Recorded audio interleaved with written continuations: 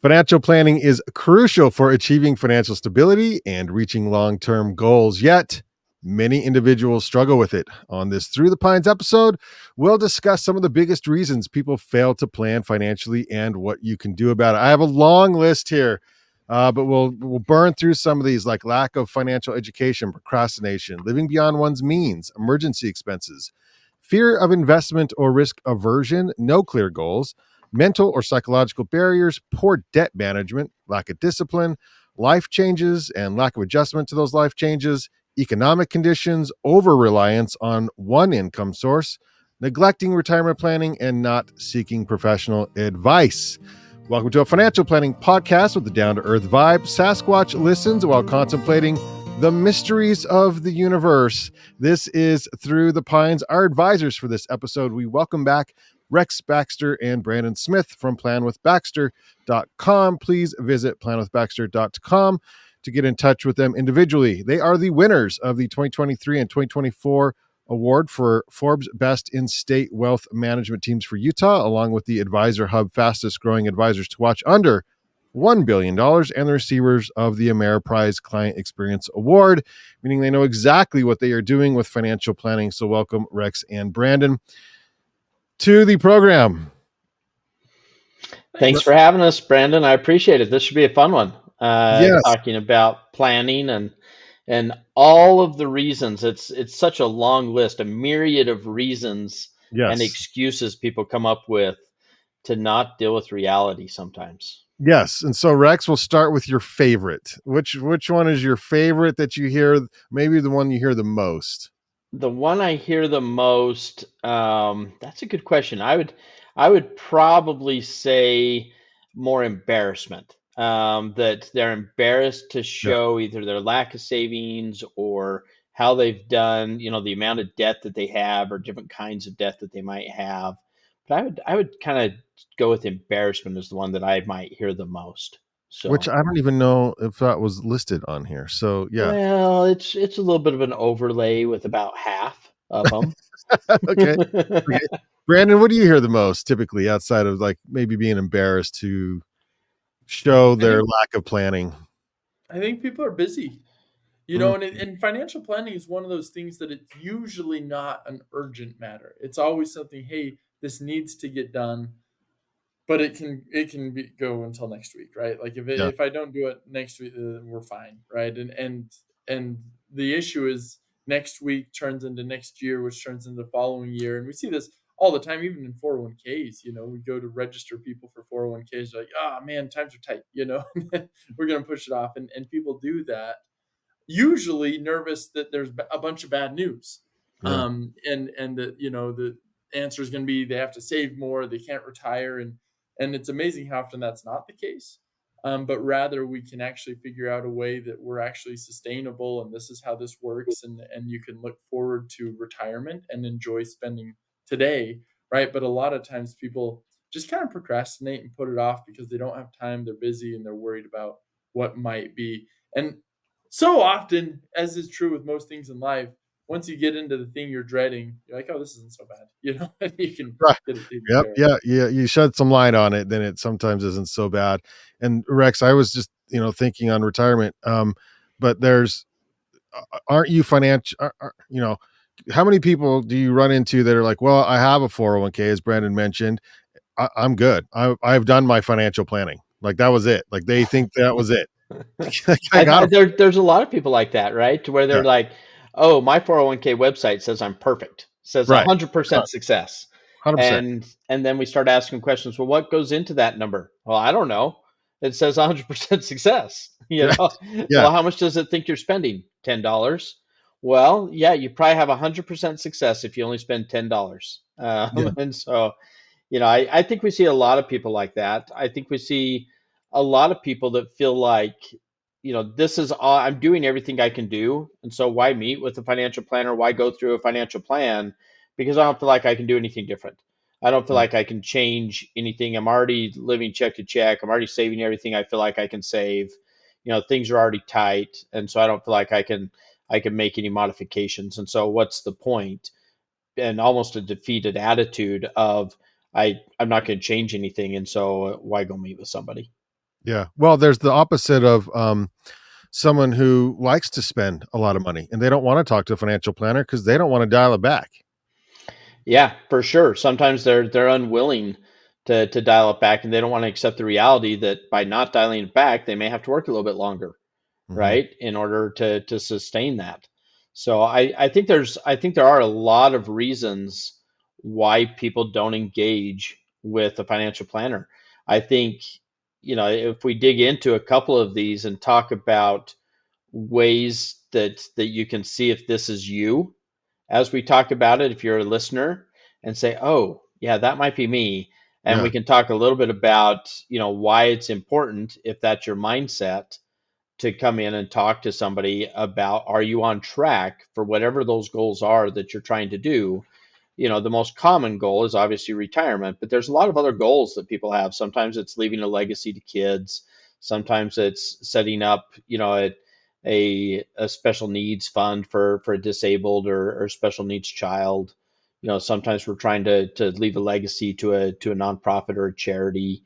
I mean, there's a lot of different goals that sometimes have competing resources that we want to make sure that we can achieve them all at the same time over our lives. Yeah. So how do you break down some of those barriers, Rex?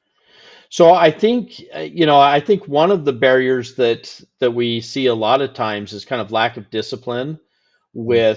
with like debt management or savings habits. And so I think, Brandon always has, I love his saying. He came up with this early in our podcast library, but making it automatic. And I think if you have a lack of discipline on your spending, then if we save first, then everything that's left over after we've saved can be spent for the most part, as long as you don't include credit card available limits in Hmm. that spending, right? Hmm.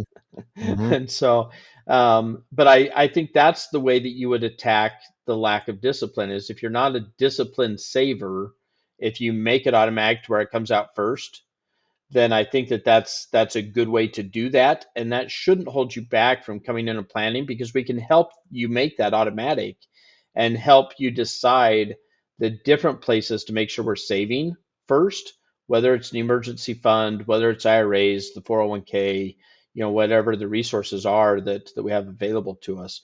We can work through that with you, and over time we can kind of coach and help to make that, lack of discipline not a weakness any longer. So, Yeah.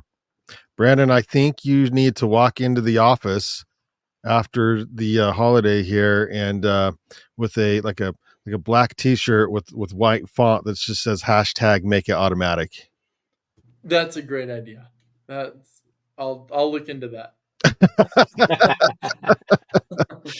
Yeah, because that's, I mean, it really does kind of fit your mantra on how you approach these things, which tackles some of the reasons why people don't dive into their financial planning. One of them is lack of discipline, and another one's like they just think it's hard.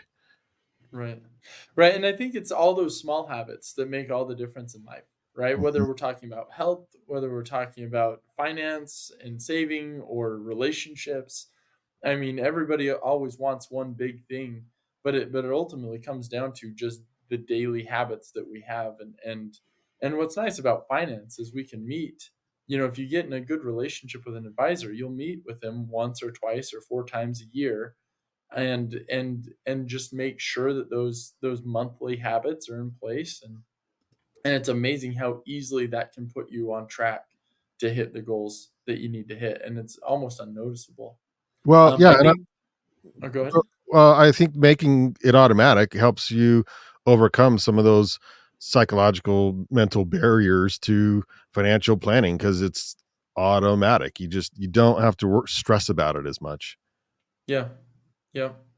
Well, one of the concepts you have on here that I really like is lack of financial education. And I Mm. think when we say that, a lot of people immediately go to someone who's like struggled with money their whole life.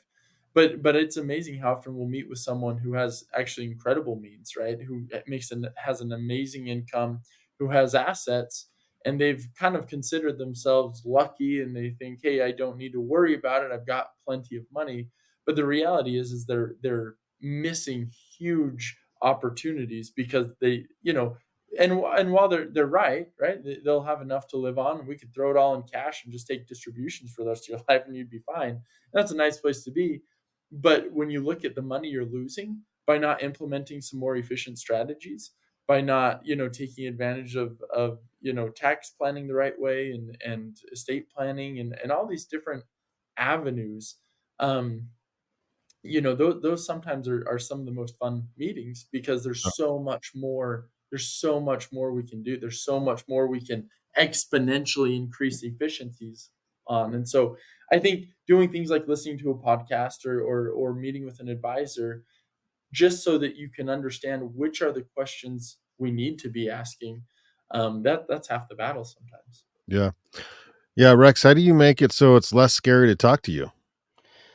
Well, I mean, I'm not You're sure how pretty to make. scary to talk to. I'm No, I'm really not. I think I'm not sure how to make myself less scary. I'm just a Yeah, happy-go-lucky, easy to talk to, good listener, right? And which is true because it's you, not your personality. And I'm lumping you in with financial planners. That's what people are scared to talk to for some reason. I think so. I think they're really hesitant to come in and talk to people. I think they're scared, they're intimidated, they're hesitant, and whether that's a lack of financial education, and so they're just embarrassed and afraid to know what to ask, and Yeah. afraid of being sold a bill of goods.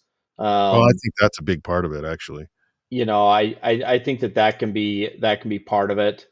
I think the more you can educate yourself, and the more that you can be self-aware of your gaps or your weaknesses or your habits, the better your starting point is.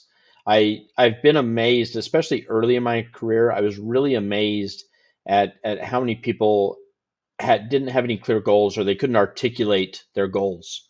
Right? They would come in, we'd sit down, and I'd be like, "What are your goals?" Which is a very open-ended, vague question, right? That people can take Yeah. in any direction they want, Yeah. And so over time, I've had to be a little more specific, right? When would you like to retire, right? How much do you think you're living on today, or how much, income do we need to try and replace in retirement for you to live well? So do you still Um, start broad with that broad question, like what are your goals, or do you start specific when you talk to people now? So we start fairly. So I'll start open as far as you know. What's your biggest concerns? Are we concerned about retirement, emergency funds, legacy, and I'll drop a bunch of those things so that they can start to put a little bit of framework around what's really bothering them, or where they want us to start as we talk about that.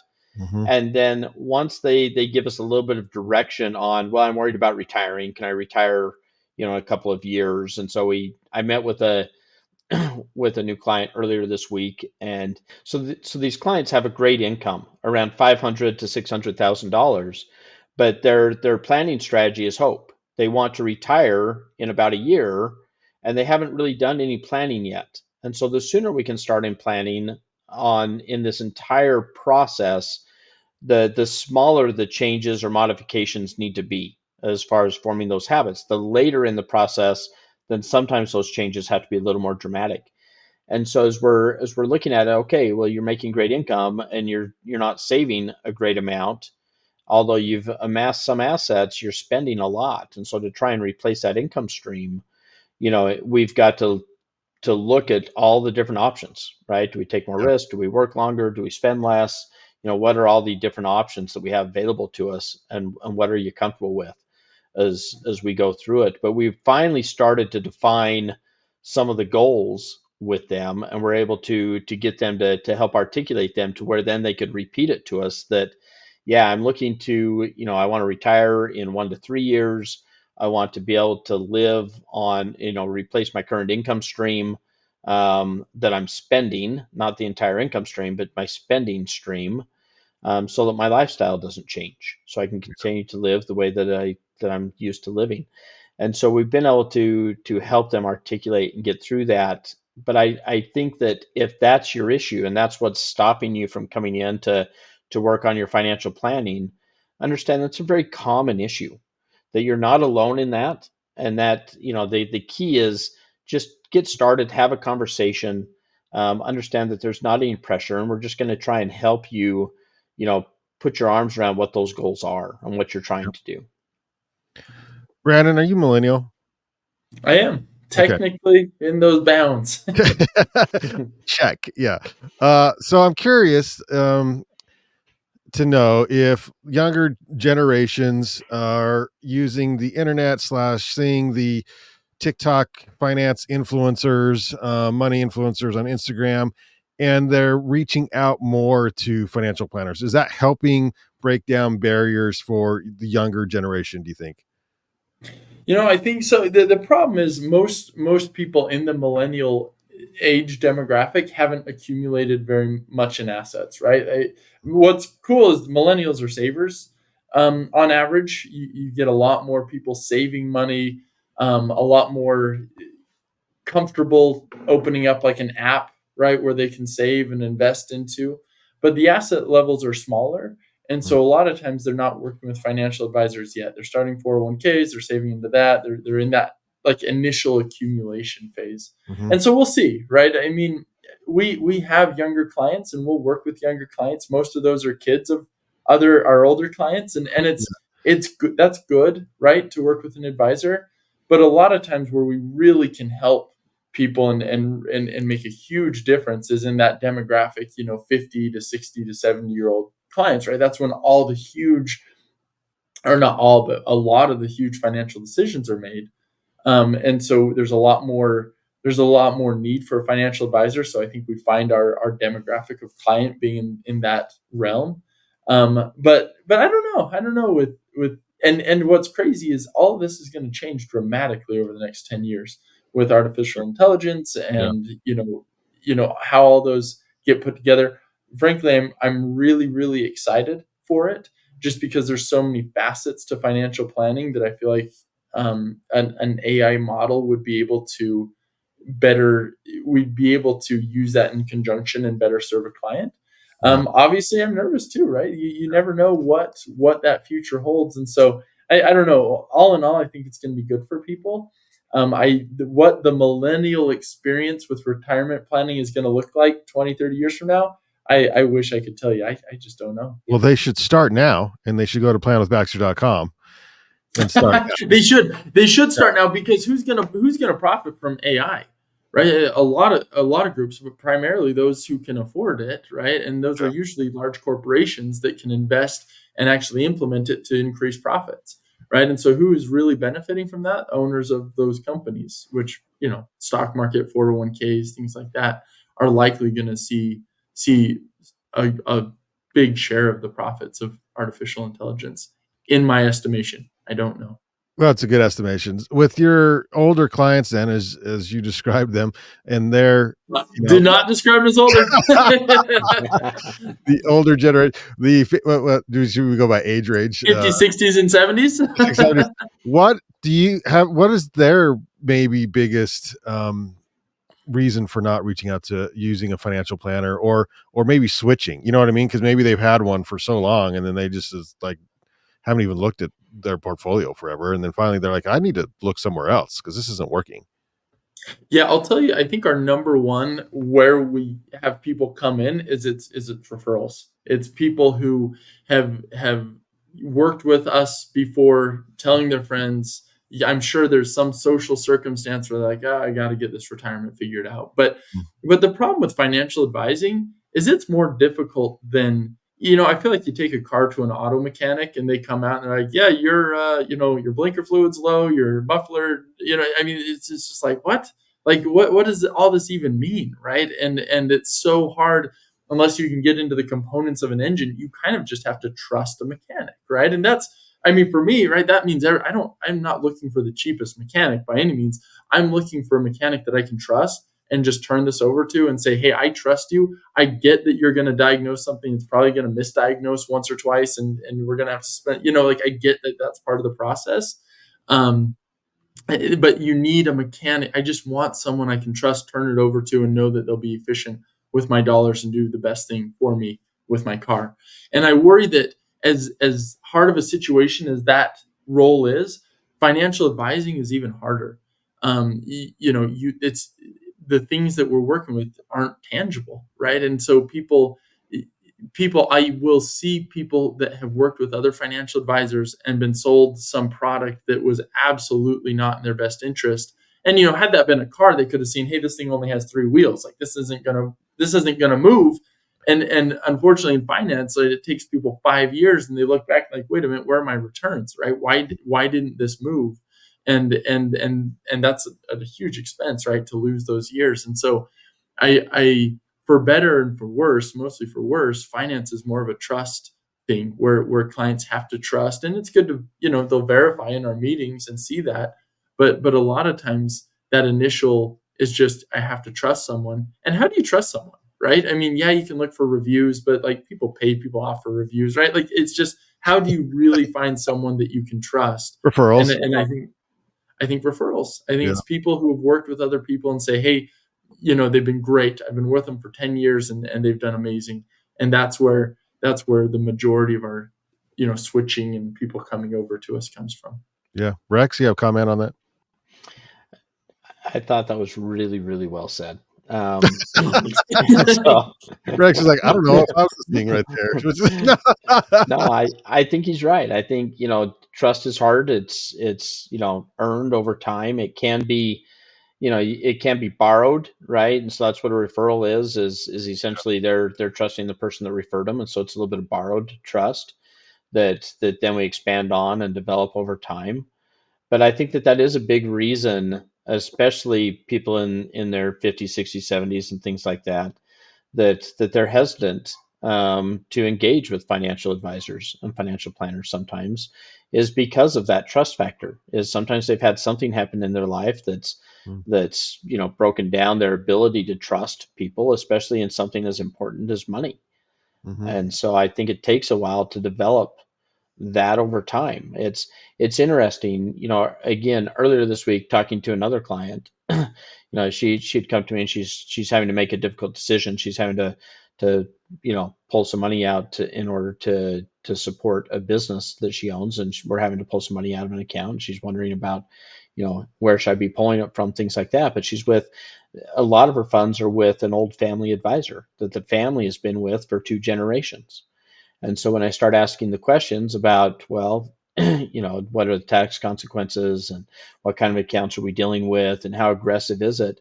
It's interesting to hear the answers to see if it lines up with what the statements are showing me. And so she comes in, she says, I'm a fairly conservative to kind of a middle of the risk, middle of the road, moderate investor. And I look at the portfolio and it's 100% in equities with roughly 95% of that in the S&P 500.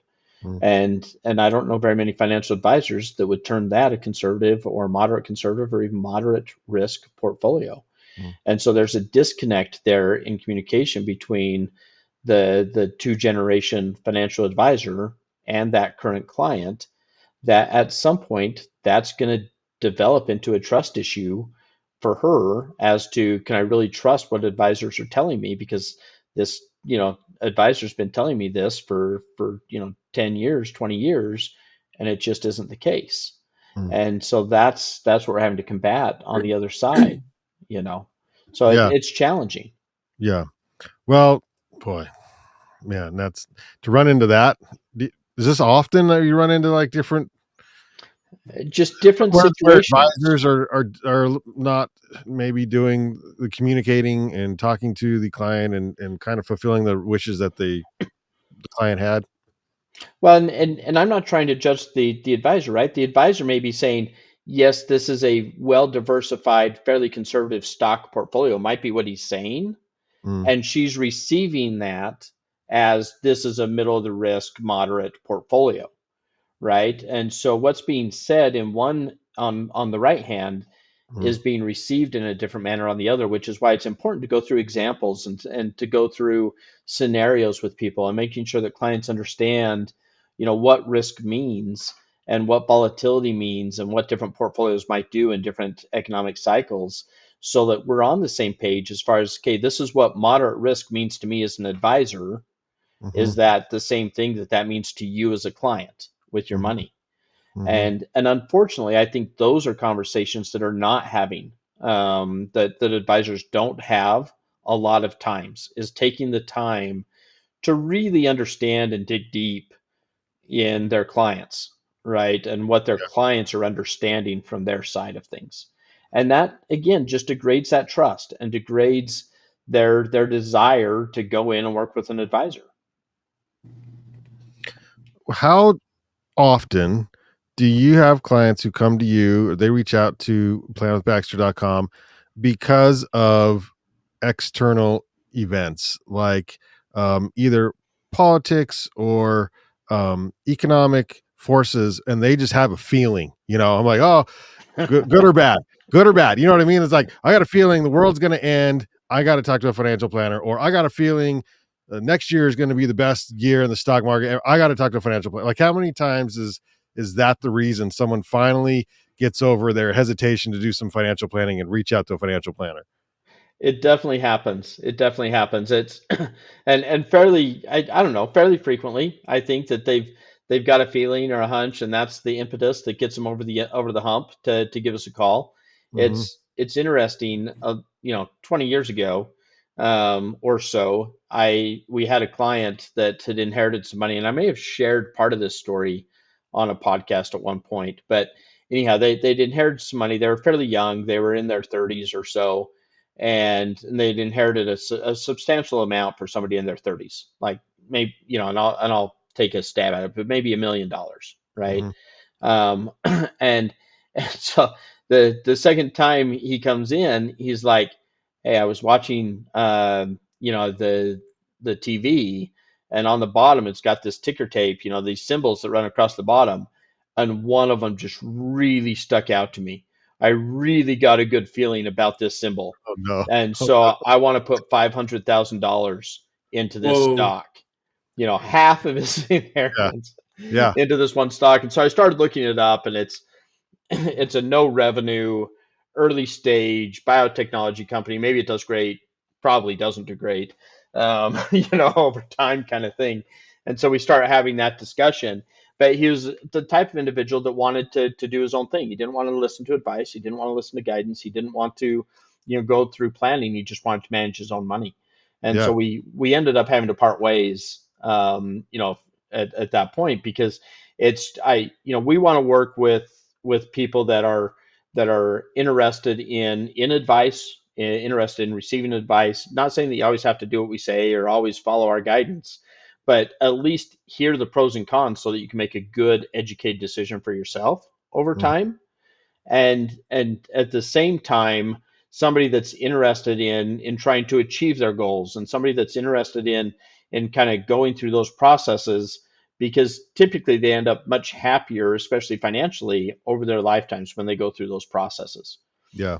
But yeah, we absolutely run into different situations to where there's some sort of hunch or some sort of feeling, things like that. We also get into situations a lot where they come to us because there's one burning issue in their life, right? You know, Earlier in the week, last week, not this week, we were talking to a client, and they had reached out, needed some additional guidance because they're going through a late in life divorce. Mm. And so, here we are in their 70s dealing with they've been married for, 30, 40 years. And now, unfortunately, they're having to separate and going through the divorce. And so they're looking for advice and guidance on, how should we do this? How do we want to do it amicably? We still care for each other. It just isn't working out. And so what are the issues we need to be aware of? How does it affect insurance? How does it affect, our investment portfolios, retirement accounts, non-retirement accounts? And so lots of times we get people reaching out, whether it's a current client or whether it's prospective clients or referred people to us, to where they've got a burning issue. And lots of times we'll tackle that issue first, and then we start having the conversations about how that spills into all the other areas of their financial lives. Yeah. Brandon, you have some more numbers? I do. Right on. Fairly appropriate with Yeah. one of our last conversations, but this is from Advisor Hub. And they found that about 37% of financial advisors, or 31,000 advisors, but about 37% of financial advisors will retire within the next 10 years. Whoa. Wow, that's a Well, are lot. we not Crazy. growing more financial planners? What's going on here? There were a lot, and so this is something I've, I'm actually doing been my kind of part. watching. I've got 7 kids. I know, Rex, Yeah, they're not all Rex going to is be trying financial planners, 15, 20 years. but No, it's but the industry. Like, why aren't they becoming financial planners or I advisors? don't know, but it's been a long-term issue. I think part of the reason is it's unbelievably difficult to get into being a financial advisor.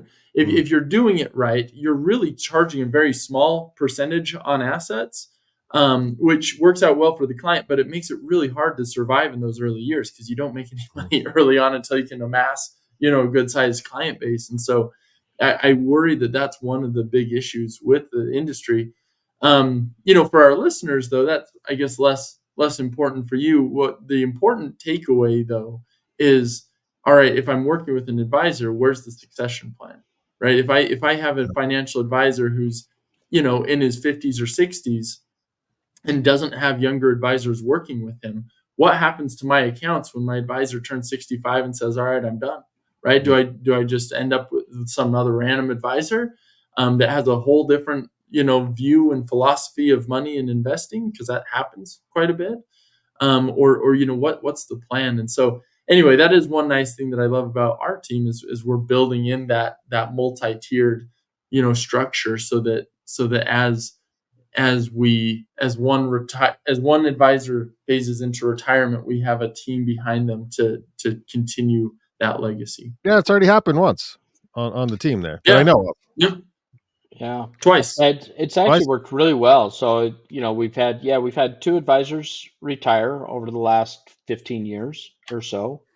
And so you have, one of our advisors that's getting late in his career, in his upper 60s, early 70s kind of thing. And he'll probably work for a couple more years, but then he'll probably be done.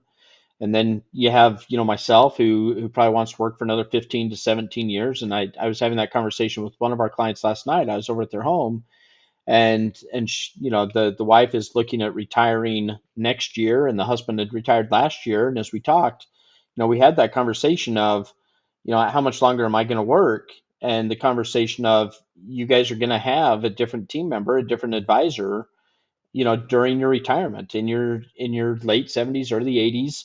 You're going to have a change, and so let's start introducing you to other members of the team. And because we have advisors that are in their 30s and in their 20s and things like that, they'll provide that continuity with Plan with Baxter as people age and go through, so that when they're in their 70s, 80s, and 90s, they're not having an entirely different investment philosophy and financial advisor and approach and communication, methods thrust upon them, and having to start over during late stages of life. That would be stressful for Yeah. most people, I think. You got like a 19-year-old in training? I have a 19-year-old going to college that wants to go into finance and may There we follow go. in these footsteps. Yeah. So I'm hoping that progression follows through. We'll Yeah. see. Yeah. Yeah. That's an interesting stat, Brandon. Wow. That is wild. What about some of these, these, as you're looking at the list, Brandon, does any of these stand out to you as far as some of the bigger reasons people fail to plan financially, um, over their lifetime? Yeah, big one the economic conditions, or maybe perceived economic conditions, and Mm, I would add to that perceived political conditions. yeah. People think that politicians are what make Apple profitable, and it's just, I know they don't really think that like directly, but they do think that with the stock market, right? They're like, if this politician gets in, then the stock market goes to zero, or goes down, right? And you have to follow that through and say, well, what is it about that politician that's going to stop large corporations from making money? And usually, as you kind of logically walk that through, you realize, no, Apple's still going to make iPhones, Ford's still going to make trucks, and if companies can make money, there's going to be value in the stock market, right? And that's what drives stock market growth, is year over year over year, companies becoming more and more profitable as they expand, not only in the United States, but also throughout the world. And so that's ultimately what drives it. But people get so, and even if there's a recession, right? That's not like the end of the world, right? Like recessions come, recessions go, and we're going to work through market cycles. Meanwhile, companies are going to continue making profits and continue growing. And so we're going to have some years where markets are up 20%, some years where they're down 20%. But over the long term, we know that they grow at actually a really healthy clip, depending on which segment, which set of years you look at. And so I think it's a major mistake for investors, and we see it a lot, to try and invest and plan for their retirement based on their perceived economic cycle or their perceived election cycle.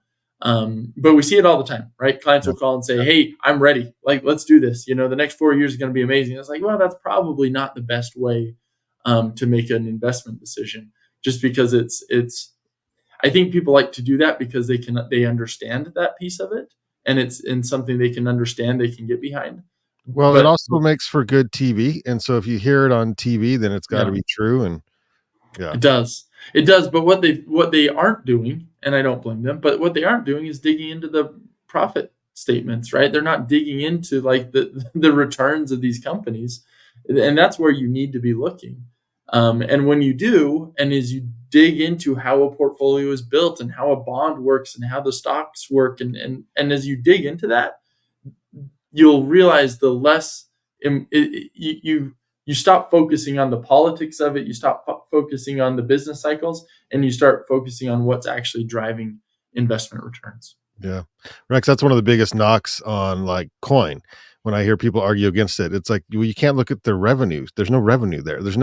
It's just an asset. So, but because a lot of times your financial stock guys are looking at those returns, right? They're looking at the money that the company is actually making or losing, and that's what they're basing their choices on. It's oddly reminiscent of the tulip crash. Oddly, right? oddly, yeah. Like this thing just looks and it smells. I know there's no value. I know that it doesn't create any wealth. I know that it doesn't have revenue, but man, it looks good, right? Like, and we've done it before. Humans do it, right? You get in love with tulips and you think that they're going to go up in value forever just because everybody else is buying them. And when you buy something depending on someone else wanting it more than they want it today, that's a scary proposition. But humans love it. Humans do buy into that. The obvious difference there is, Brandon, that tulips actually smell good. So have you ever smelled a cryptocurrency? I've never smelled a cryptocurrency. Not yet. So no. Yeah. So I don't know. I think one of the reasons that I see people not planning is sometimes it comes down to ego, or not looking, feeling like they've got everything covered on their own. And it's interesting because even, if you do a sports analogy, even the top sports, players have coaches, right? Tiger Woods had a coach. You've got, the best basketball players out there right now have a coach. Football players have a coach, that personalized coaches that just work with them, right? Not the team's coach, not anything like that, but somebody that's sitting there and being able to take an outside look and say, hey, look, this is what I'm seeing. Is you're making, if we use Tiger, for example, you're making a mental error, or, for some reason you've adjusted your grip just slightly, by about 2 millimeters over, or you've moved your ball position, a centimeter forward. And so we just need to make sure that that's right in the exact position. And it can even get as specific as, when the sun is setting and you're hitting into the west, when you're putting, the blades of grass are going to go towards the sun. And so it's going to be a little faster putt than if you're putting east, away from the sun, because the blades of grass will follow the sun. And so it's the same kind of thing on financial advising, to where when we're going through financial planning, this might be something that you're doing once during your lifetime. This is something that we do hundreds of times every single year, decade after decade after decade, in addition to specialized training. And so I don't think it hurts to get a second opinion sometimes, and to have somebody like us look at your assumptions and to ask some critical questions without letting your ego get involved, and without being offended if we ask some difficult questions and say, have you considered this, or what's your assumptions here, or how does this play if this happens? How does this work during this economic cycle? Is that still going to work for you on that distribution rate? And if we end up pulling it out of these particular types of accounts. So we end up running into situations like that quite frequently, and if they're a little bit malleable, a little bit, they come in with kind of an open heart and a good ear and wanting to learn and wanting to be educated and wanting to kind of grow, then those can turn into great working relationships with us. If they come in and they've already got their mind made up and their decisions made, and they're just looking for somebody to essentially validate their thinking already, then it's probably not a great relationship, right? It's probably not a great relationship that you're working in, because you want critical thinkers. You don't want just yes advisors. Well, the ego is a hard thing to overcome sometimes, though, Rex. So, but I do know that you guys have bounced each other's plans off each other as financial agents in there. And now you mentioned that in the past, and so I mean, this is what you guys do, and yet you still look for cracks in the other person's portfolio. It just feels Absolutely. good. It just Yeah. It feels so good. Like Yeah. to say, hey, I put this together. I've run it. I've double checked it. But am I thinking about anything wrong? Right? Yeah. Am I rationalizing something that shouldn't be rationalized? Am I over? There's just so many things, and to have someone else that I trust look over kind of the math that I've done, and not so much. I guess I'm not worried about the math so much as I am worried about just my assumptions of hey, this is how I think this is going to come together, and it just feels good to have someone else take a look at it and make sure. And Rex has pushed me on things, right? Where he said, hey, you know what, that's a good idea, but I would do this, right? Mhm. I would, when you do your mortgage, I would do this, or when you do that, like you should be thinking about this. And it's, sometimes I listen. And sometimes I say, no, I really like this, Oh, but it's that's good. good, right? I Yeah. want to have the argument on both sides of that. Well, it's like having, it's like, I mean, it's just like raising kids. You guys know this. It's like you can tell them, but they ain't gonna. That doesn't mean they're gonna listen. Sometimes they got to figure it out on their own. So, Well, and our goal isn't to make somebody listen or make somebody do something a certain way, right? Our goal is to make you think and to make you just think through it and make sure that you're making a decision that you're comfortable with, and make an educated decision, yeah, right? And I think that's okay, and that's the nice thing, because I don't feel like our team has big egos. So sometimes, we may make a recommendation for somebody to go left, and they may choose to go right. And when they go right, that's fine. We just have that discussion with them about, here's certain roadblocks that you may face, or certain trajectory changes that may impact your decision. And let's just make sure we've thought through those a little bit in advance so that you're prepared for it when or if those situations arise. yeah, And that's what we're trying to do. And that's why I think it's good for, our advisors to bounce their own plans against each other, as well as our clients to go ahead and open up and be transparent, and let's just look at all the cards and see what it looks like. yeah. All right, Brandon. As we wrap up here, what do we miss on some of the reasons people fail to plan financially? At the end of the day, I don't know that it is important why you're not financial planning if you're not, True. right? So much Yeah. as that Just you get it just done. do, right? Yeah. Right? That you call, and even if you feel like, yeah, this may or may not be for me, maybe maybe I don't want to. I knew so and so who just did it all on their own. Fine. But give us a call and we'll talk to you. And the first meeting's always free, right? So we'll talk to you. We'll get to know you and hopefully ask you some questions that are insightful.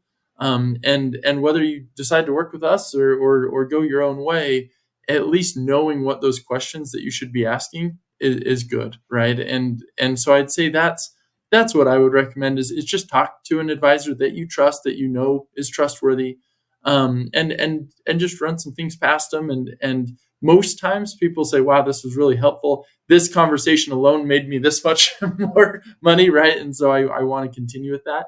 But if not, that you've had someone look over it as well. So Yeah. Just start, Rex. Just start. We are recording this right before the end of the year. You can Yeah. start now. You can start today. You can start, the sooner you start, the better. So let's just get Yeah. started, everybody. Yeah. Planwithbaxter.com. There it is. Thanks so much, Rex and Brandon, for joining us on this episode of Through the Pines. If you found value in this podcast, you can consider giving us money at buymeacoffee.com/Banyan Media. And I know you found value from Rex and Brandon, so please visit them at planwithbaxter.com to follow up with them on the old internets there. Just go straight. You can just go right to the website and contact them. It's fantastic. Thanks for watching us or listening to us on this podcast. And if you're not watching us, you can see our wonderful, beautiful faces on YouTube at Through the Pines. Keep up with us on our Facebook page, facebook.com/Pines Podcast, and also on Instagram, Pines_podcast. This has been Through the Pines, reminding you to use yesterday's dollars to finance tomorrow's dreams.